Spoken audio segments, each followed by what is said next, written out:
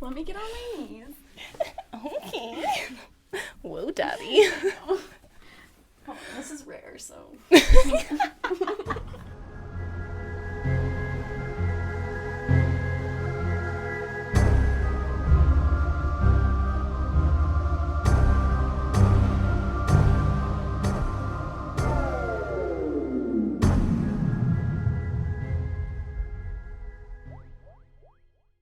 Harsh.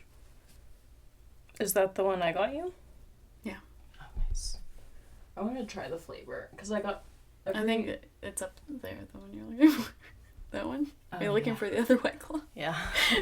I forgot we drank them all already because we're alcoholics. Hello, I guys. know, and it took us an hour. It took us like 2 hours, honestly. Yeah, because I got here at 11:30. But guys, guess what? I got here. We are here in person. We got 2 mics, one for Sarah One and for Kristen. Yeah. Oh. These are Kristen and Sara, your lovely hosts for the Red Rum and Red Wine podcast, the podcast where we talk about murder, mystery, and mishaps. And if you could not tell, hi, here are 2 of them. We're mishaps. Yeah, we fall into the latter, not the earlier. Sorry, that was gross. We're like 5 White Claws in. We're celebrating. It's been like months. A few months. I mean, but we've never recorded in person together, so it took us 2 hours to figure out how to not do it virtually. Yeah, and audio, sorry if it's bad. Or different. I don't know. Yeah. But sorry. Sorry. But you know what? We're fine. You're fine. We're all fine. So what are we talking about today? Alright, well, I haven't done a spooky story yet, so I thought, when in Rome, baby, I'm here in our hometown in Texas, and I thought I'd kind of do a semi-local paranormal story. Thanks. Alright, so today we're going to be talking about the old Yoakum Community Hospital. I don't like it. Okay. Well, yeah, because a lot of people don't like hospitals just when they're functioning. There's like some old insane asylum whatever in San Antonio, Yeah, but like all the teenagers here are like, oh, you gotta go to it, and I'm like, no. So I'd love to. Oh yeah, you could go by yourself. You know, we could go. Never mind. I'll mention it later. Okay. Old Yoakum Hospital. Oh, I'm so sorry. So it was called Old Yoakum Community Hospital. Mm-hmm. So I'm sorry if I just call it Yoakum Hospital or the hospital.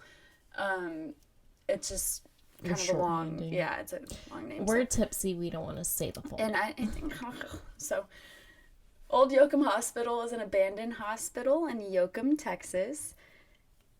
And it has revealed itself to be kind of a paranormal hotspot to those who have visited it. So first I'm going to start out with just a little bit about Yoakum, Texas, just so we can get a little bit of a picture of the setting here. Yeah, never heard of that place before. Well, you'll hear of the area. Okay. So it's located in south central Texas. Yoakum is a few hours east of San Antonio, kind of in between here and Houston. It's central between like San Antonio. It's like in between the triangle of San Antonio, Austin, Houston. Got it. So it's like over here. Okay. Well, if you're looking at me, it's like over here. Like, that way. Like, if I'm looking at a map, like, that way. We've probably, like, driven by it on a highway or something. Probably. I just went... Yeah, I just went to Brenham. I don't know if that was near. I think Brenham... It's like it doesn't go that out. far. Yeah. But it was probably on the way. Near. Yeah. Mm-hmm. Anyways, Yoakum was originally built on government-granted land in 1835. It was a part of the trail drives. What's that? Exactly. So back in the day, I guess there was a trail where people would take cattle. Oh, like the Oregon Trail. Dysentery. But I don't know if people were, like...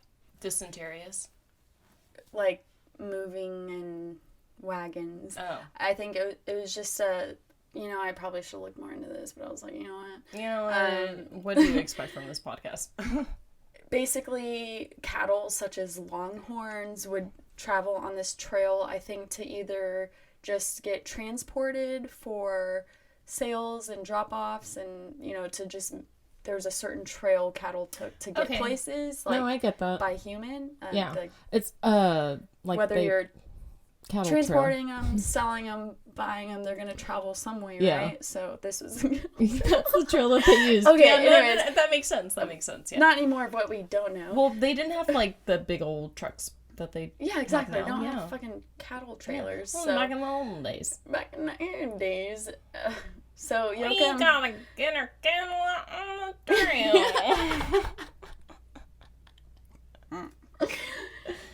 Yoakum was kind of a stop on this trail drive, so cattle would often gather there. There is like a resting place, I think. So, anyways, it's so much harder to hide the White Claw spills when you're here in person. It's okay. You don't have to hide them because it's gonna happen to me too. So, Yoakum didn't boom until the San Antonio and Aransas Pass Railway was constructed in 1887. Oh, nice. Right. So Yoakum is at like a certain point on the railway where it's like a crossway or something, or a division.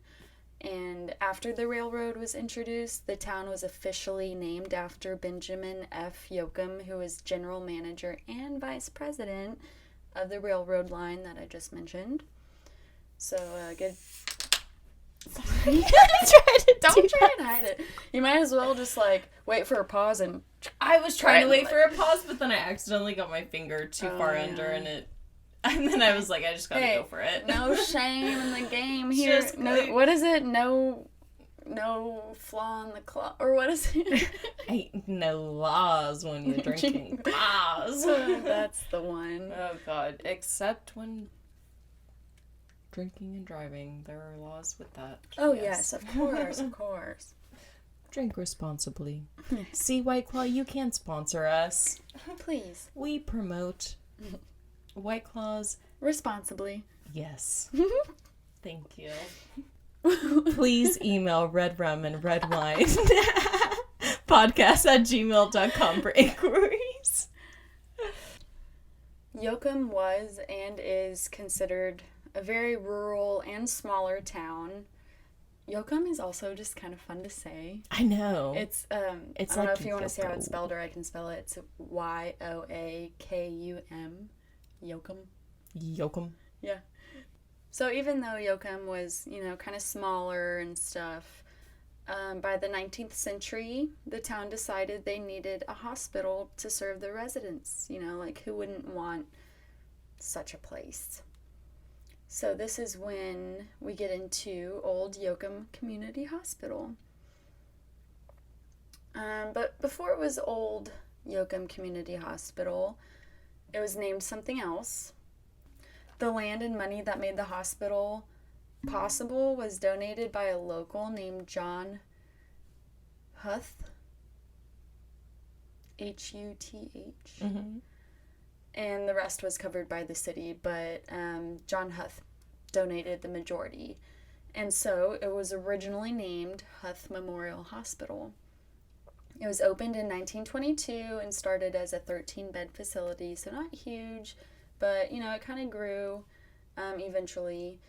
And when it started, it was owned and operated by the city of Yoakum, and it was run by lay people, which I didn't know what that was either, but according to Kristen's face, she doesn't know what it is, and I definitely had to look it up. So according to dictionary.com, a layperson is either someone who is not a member or clergy, or someone who is not a member of a certain profession, in this case, for example, medicine. Oh. But I don't know specifics on the lay people that were in the hospital and what exact positions. They like, I don't think there were random people pretending to be doctors. I think so for a recording that we're doing later, I don't want to give too much away, but yes, they were kind of describing how like midwives were not the same as like doctors. Right. Who, yeah. Okay, have you ever watched Call the Midwife on Netflix?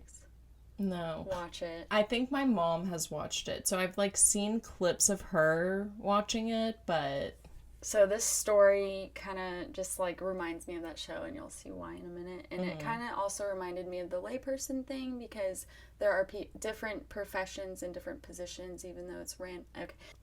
I get it. Mm-hmm. After the local economy started to slip in the 1930s, obviously due to the Great Depression, the hospital was one of the many businesses at the time who could no longer support itself.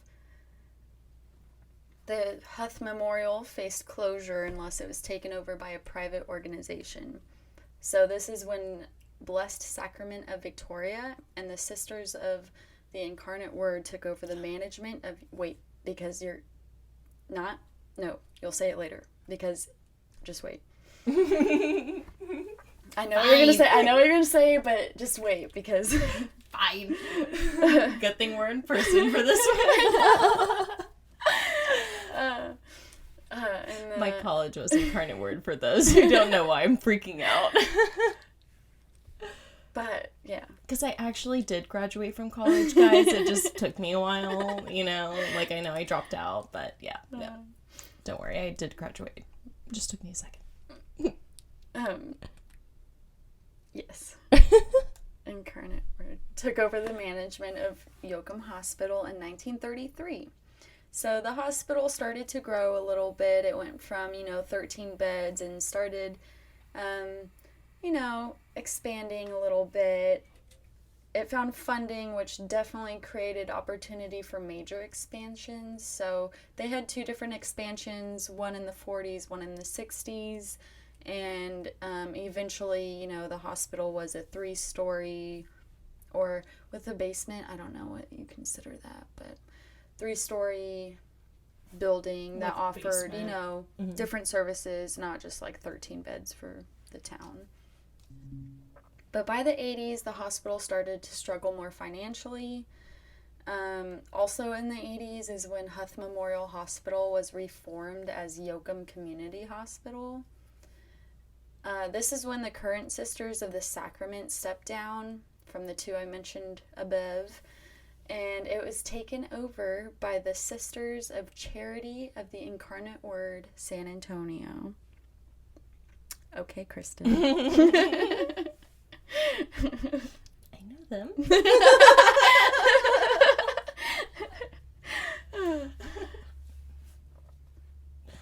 But even after the expansions I mentioned and the upgrades, it was pretty clear that the hospital would never reach certain standards. Mm-hmm. So the hospital's fate was obvious, and it was forced to shut its doors. But by 1997, a new and upgraded Yoakum Community Hospital would open, obviously in Yoakum, which would make the former location abandoned but still remaining. Okay. So the story I'm talking about is about the old Yoakum Community Hospital, not to be confused with the new and still operating one. The new location kept the name. Obviously, again, that's why the abandoned one, I was about to say the haunted one, the abandoned one is referred to as the old. So, as I mentioned, it's abandoned, and it's been like that, sitting rotted since the 90s, okay. 1990s. As I mentioned, this is a spooky paranormal story, so I'm sure you're wanting to, get into the spooks. So I'm ready to debunk these spooks that you're about to tell me. I don't know. I'm gonna kind of describe some of the paranormal experiences that people have had at the hospital. Mm-hmm.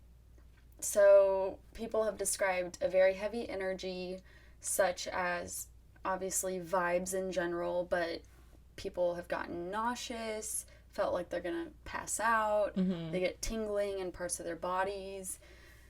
people have described the feeling of constantly being watched, or the feeling of a constant presence, kind of like being stalked, or even just someone kind of constantly touching them. Mm-hmm. EVP voices, such as moaning, screaming, and children's voices.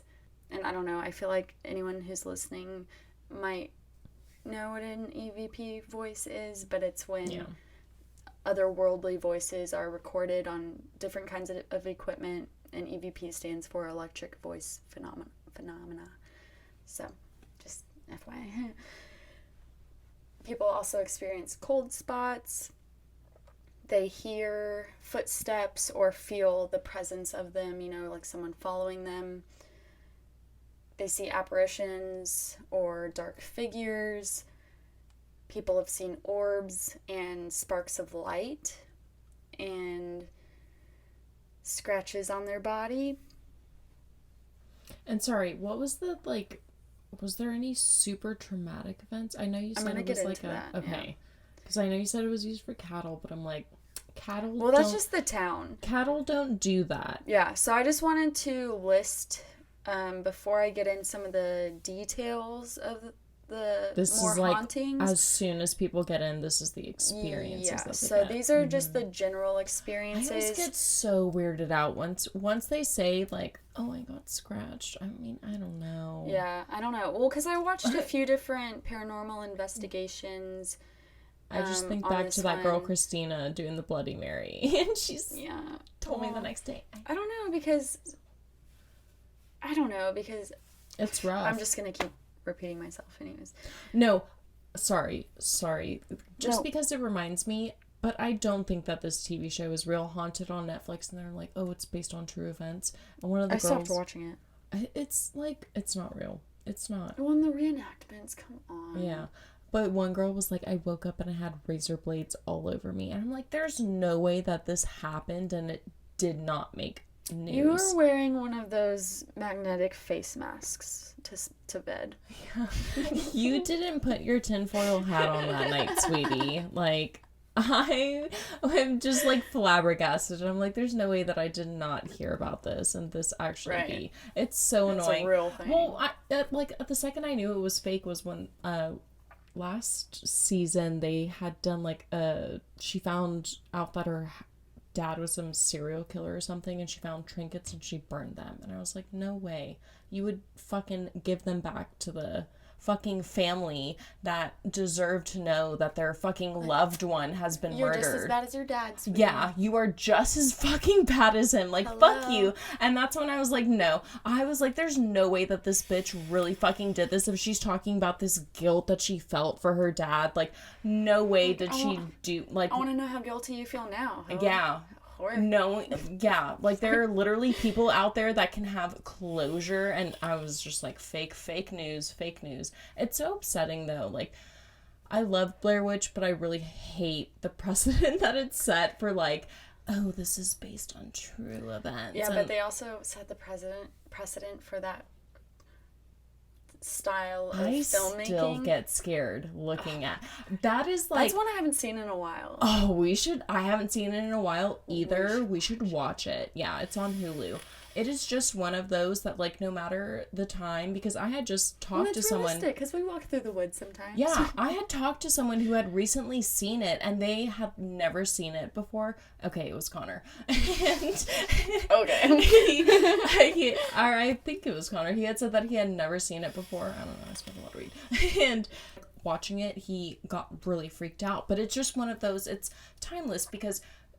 You're in the woods, you're camping, it's not any kind of stretch to find a random shed and then to get lost. It's everything in there is so realistic, and so it's every type of fear, but also at the same time, like, when I was a teenager, I was like, yes, let me stumble upon that when I'm walking in the fucking woods. Like, there was one house, my ex-boyfriend took me to this one house that was abandoned, and it literally looked like the inside. It had, like, weird fucking handprints, and being in there, I did get, like, almost a weird energy.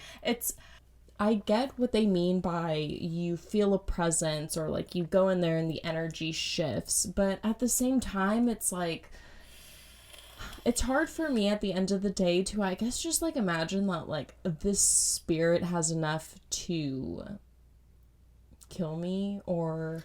Right. Well, I mean, it's I would not say, always that exaggerated. I would say ruin my life, but it's so easy if you were to be, like, possessed by some spirit, or if you were to be haunted in a house, like, easily your life is ruined, because you just go into a fucking mental breakdown. Right. So it's, I don't know. Well, in this scenario or location, you know, it's more of the location that's haunted, and everyone who has experienced more of the physical reactions, like nausea or the really negative vibe, or of feeling someone stalking them, as soon as they walk out of the hospital, they feel better. Yeah.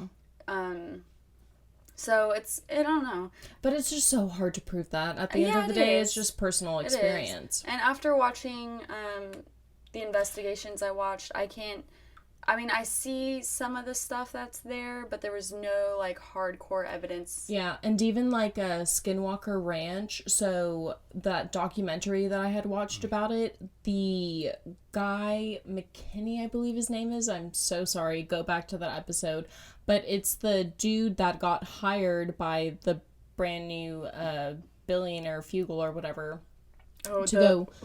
to go do research on it, and he's, like, from NASA, super fucking smart. It reminds me a lot of that, of, like, he's so skeptic, but then there's this little cave that they go into, and as soon as he goes in, he gets that same feeling that everyone talks about when they're on that ranch. And he is someone who is, like, from NASA, has PhDs from, like, prestigious colleges, and is just like, whoa, I'm feeling weird. And it's like, and he even got radiation sickness. Yeah, from one of the places. So it's crazy to think, like, it just makes you wonder, like, fuck, man, how, like, what is it? Right. Something is obviously happening that it can make you, I don't know, it just, like, reminds me so much of that. It makes me scared. Yeah. Because I was getting those feelings reading that article of, like, this is completely possible if... Yeah, I mean, you never know, unless we want to go check it out for ourselves. I want to go, well, it's like I want to feel that, but then the second I start feeling it, I'm like, fuck, well, why did I want this again? But at the end of the day, I would, I just haven't had proof, and I feel like it's something I would want to experience before I die. Yeah, I've had... I'm down. Yeah. I just don't follow me home. Don't haunt me. But, we'll just do it safely. Salt. Anyways. Everything.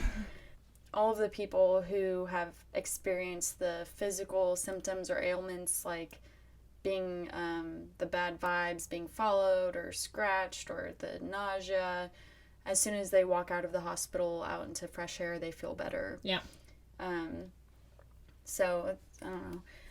And I just kind of described some of the general feelings and experiences that people have experienced, because when I go through this next part about more details of the layout of the hospital and where certain feelings are experienced, I just wanted it to click, I guess. Yeah. So we're going to start on the bottom floor, or the basement area. It's actually used as a haunted house during spooky season. Okay. Yeah. I don't know how I feel about that. I know. It's cool. It's cool, but... Ooh, This is also, though, the floor that has the least paranormal activity. Oh, okay. Because I was about to say, if there are some spirits on there, you're probably pissing them off. And because of the haunted house situation, it's full of props, not like a whole lot of, like, physical props, but there's fake blood on all the walls with, handprint smears and things written on the walls, and there's the different rooms, and there is medical equipment still in the hospital that is original. Some of it may be added for the haunted house aspect. Like, why do you leave that? Does the government be like, ooh, we just want to leave this for shits and gigs to make the people of the public fucking freak out? Like, right. ugh, throw it away. What's the point? Yeah. So, besides the haunted house part being open to the public, the hospital is open to paranormal investigators to investigate. Like, and we could say we're investigating. I don't know what like the credentials are or what they have to be. Actually, I don't know if I would. Yeah, I know. Like Blake could come with us. I know. I'd get our team together. We could film. If you want to join. Yeah. I forgot where I was going with that point. So above the basement, we have the first floor, which is where the main hallway is, the ER hallway, and also the chapel. And so something about the chapel, I mean, obviously hospitals have chapels, but at this time in the early history of the the old Yoakum Community Hospital, there was an important figure in its history who was Father Crom. He's actually from the area of Yoakum, which this is another shout out to you, Kristen. Down the road from Yoakum is Shiner, Texas. I do love Shiner. God. Yeah. The one day, guys, Yeah. I will give you that discount code and we will bask in the Shiner goodness. Cases and yeah. One day, like 10 years from now, they're just going to have to. They're going to get so annoyed by my incessant tweets. One thing about Father Crom is that at a young age, 23, he contracted polio and very quickly became wheelchair bound. Oh no. Yeah, and pretty dependent on other people. Oh no. Sorry. He was sent to Huth Memorial Hospital after his main caretaker passed away, which was his father. And this was in 1977. And his father died in like an unexpected tragic accident. Father Crom didn't pass away in the hospital, so it's unsure if he really haunts it. But there are paranormal reports of noises that resemble a wheelchair squeak or noise or something. Father Crom passed away in 2002, so it was after the old Yoakum Hospital had already shut down and stuff, so he definitely did not pass away in there. So this is kind of like a fun fact about Father Crom, because I don't need to like go into too much depth about him, but there is a movement currently in place to have him sanctified, which is cool. Because not many saints are associated with the U.S. I believe there's only about 11 so far. And the people who are, trying to make this happen definitely believe that this is a really cool thing to do and thing to represent the handicapped. So, so as I mentioned, I think the first floor is said to have the least amount of paranormal activity, usually. This leads us to the second floor. And this is where the special care unit is, as well as the nursery. And the nursery area is apparently a hot spot for energy. This is where people usually hear children's voices, or I think, people have seen apparitions, like little ones running around. Little orbs low to the ground. I can deal with adult, like anything adult, bring it on. But as soon as we get to children, I don't know, I get really, like, icked out. Yeah. Yeah. Yeah. No. I feel that. I know. Well, I mean, fortunately, we don't know of any kind of tragic stories that happen to the children, but we know not everyone that is entered or put into a hospital comes out. So stay tuned for our next drunk mysteries in history. Hint, hint. Ooh. Also on the second floor was the waiting room area, and it was the scene of a murder.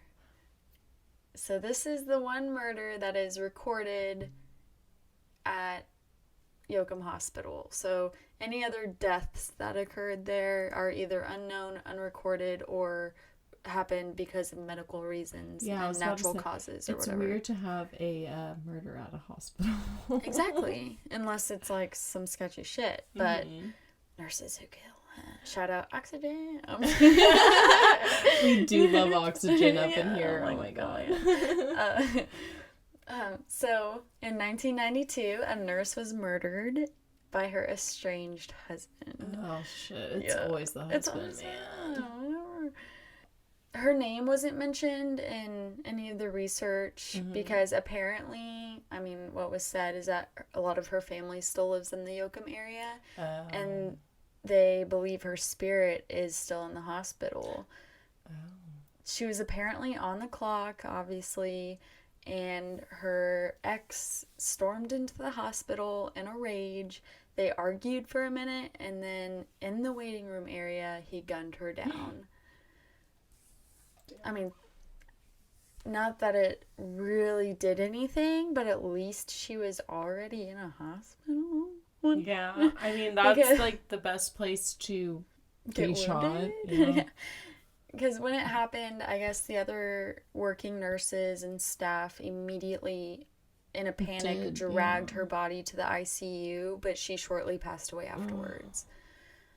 This, like I mentioned, was the one known murder that happened at the hospital. Damn, dude. The nurse's estranged husband, murderer dude, got sentenced 99 years. Good. Yeah. And was sent to Lavaca County Jail, but he hung himself. I'm sorry I'm laughing, but I just think that's so pathetic. It is so pathetic. Like, dude, just fucking rot for a little bit. Appease me for a little bit. Please. It's the least you could do. This nurse who was murdered is said to be one of the main ghosts who haunt the hospital, of course. Yeah, she's fucking mad. Yeah, she's fucking I'd be pissed. Ugh. And then he at the same time, himself. I'd be like, I was right, though, to leave you. Yeah, fuck You're fucking off. crazy. I would just be so mad to know in the afterlife that he got away with it so easily. Yeah. Ugh. And of course, as I go floor by floor, when I mention the different areas and stuff, it's not all the areas. I'm just kind of mentioning a few and the ones that kind of relate to some of the paranormal experiences. But this leads us to the third floor. While the hospital is run by nuns, apparently some or all of them would live on the third floor. That's where their nurses' quarters were. And this is also the area of where the blue nun's ghost is seen most. Okay, but what's weird though, this one you're going to be like, okay, alright. Mm-hmm. There isn't any evidence on who this nun is or why she haunts the hospital, but she has been rumored by locals or whoever to be murdered, and she appears in multiple forms such as apparitions or orb forms, even sparks of light. People have seen to see her shadow or apparition, from the outside through the hospital windows, as well as obviously from within the hospital. So that one I'm a little unsure about, but it is one that's like constantly brought up. Yeah. So I am. If I don't have I don't know, it makes for a good story, but yeah. Like I said, it's unconfirmed. But I did, while watching one of the investigation videos, I saw a YouTube comment from someone who seemed like they were kind of maybe from the Yoakum area, or their family was. And they mentioned rumors that back in the day, the hospital performed abortions illegally, obviously, and also mental health experiments. That would explain the children. Yep. I mean, aside from all others that just died during childbirth. It's the ghost. It's the wall. That was the wall. No, it's the ghost. Yeah. So, like I said, that was unconfirmed. And do I have to source that? Well, actually, no, because I sourced. Unconfirmed. Well, and also the comment was on the video that I sourced. So. Yeah. Very good. Anyways.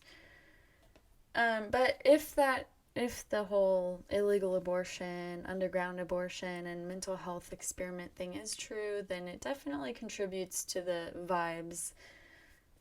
I feel like guaranteed if it was any type of mental health institution in the early, when was this? 19... Yeah, it opened in 1922. Yeah, early 1900s, guaranteed. Yeah, but also in the videos I watched, they went kind of almost room by room on every floor, and there weren't any kind of padded rooms or... But to say that they weren't abused in some kind of capacity. Yeah, true. Yeah. It's just, I think the... Like, they didn't have a psych ward of any kind. I just think, like, the knowledge behind mental health in the 1900s was so far behind that anyone, obviously, in treatment would be abused I don't know. It was just different. I just read way too many. Yeah. Yeah. Mental... No, yeah. I don't know what I'm trying to say. It's okay. So, basically, this is almost over. It's a short one.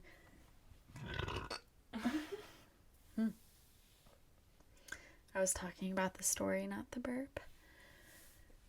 Today, Yoakum is still small in population and remains a division point for the railroad. As I mentioned earlier, the hospital, Old Yoakum, is abandoned. It is open for paranormal investigation teams to explore. There's one room that has electricity in the hospital for them to set up like their base camps and stuff. Mm-hmm. So they have light in that room and that's it. Other than that, the building doesn't have working electricity, air, or heat. Ugh. Yeah, it's also, since it's been sitting there for over, I don't know, like about 20 years, it's full of mold and decay. I wouldn't, no. Yeah, so in the investigations I watched, they were all wearing face masks, and this is pre-COVID, okay? It's because of the mold. So that just says, it just adds to the creepiness also, because there's literally just mold everywhere.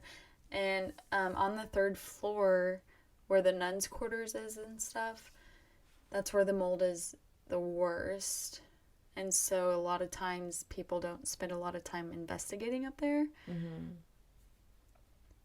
So although it doesn't have a bunch of rich, known tragedy to make it haunted, many investigators claim that the energy and the spirits are definitely there. It was a hospital after all, and there are many aspects that just make it creepy in general. Yeah. Just being a hospital, and what goes in a hospital is like we don't even...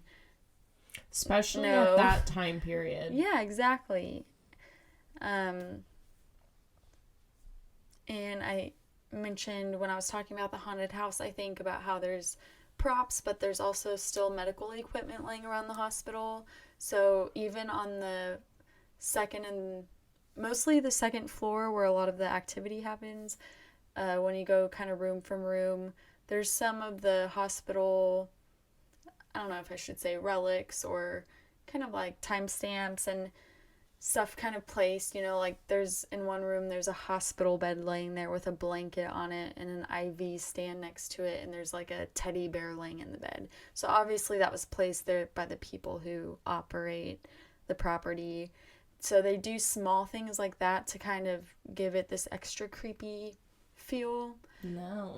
Like there's kind of some records laying around and other medical equipment. I mean, I guess I get it, and that's what you're paying for, but yeah, it's just as soon as you start to do that, it takes away from the realness of it, and it's like why? It's just because then when you start at the basement and it's like a haunted house, it's it doesn't have any of the. It's stripped besides the paint on the walls. Yeah, but I guess like when I think of, I don't know, man. I really want to believe, but at the end of the day, it's just like I don't think that I haven't had an experience enough. And when I hear this stuff, I'm just like, yeah, I guess I get it. I can understand feeling that, but at the, you just can't.